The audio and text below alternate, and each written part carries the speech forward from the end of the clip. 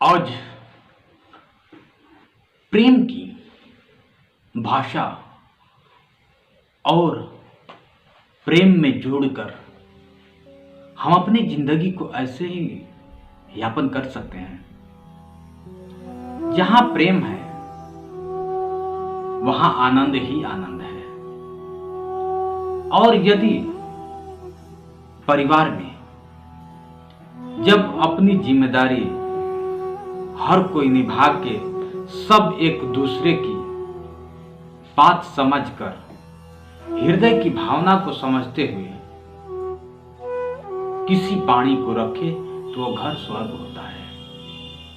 चाहे वो मेरा घर, चाहे आपका घर। किसी ने कहा है, आकाश में नहीं स्वर्गों की दुनिया, आकाश में नहीं स्वर्गों की दुनिया, बेकार में बेकार के भ्रमों में भटकी है दुनिया। आकाश में नहीं है स्वर्गों की दुनिया, बेकार के भ्रमों में भटकी है दुनिया। स्वर्ग तो वहीं पर है जहां मीठी वाणी और उस घर में ना आए कोई परेशानी। जिस घर में एक दूजे की बात को मानी जाए वहां पे कोई परेशानी नहीं आ सकती। ऐसे ही दोस्तों, प्रेम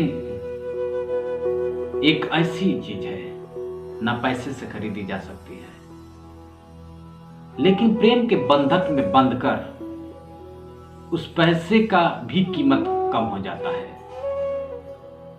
ऐसे ही किसी काम को करने से पहले हम रहस्य बनाएं।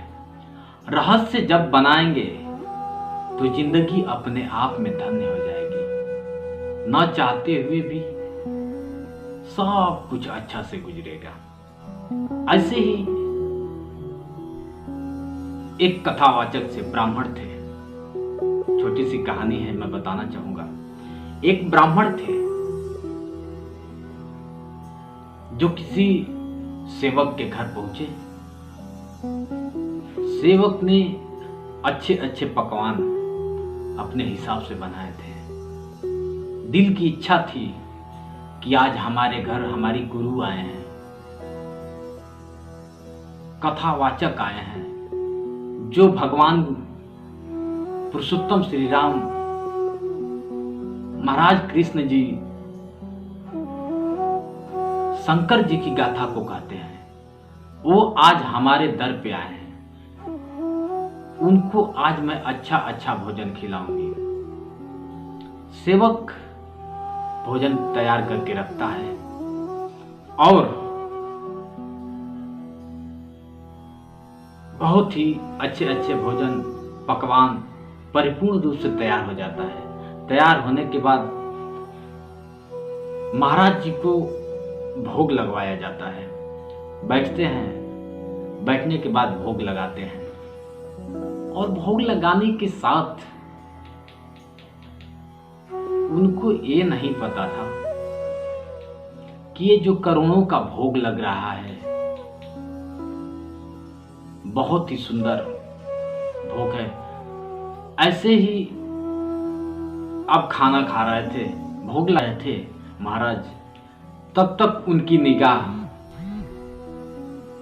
एक पापड़ भी बनाया गया था। जैसे सब कुछ खाना बनाया जाता है, राजभोग बनाया जाता है, सब तरह के भोजन अन्य प्रकार के उनको भोग लगाने के लिए हर तरह का खाना बना हुआ था, लेकिन उसमें पापड़ रखा हुआ था।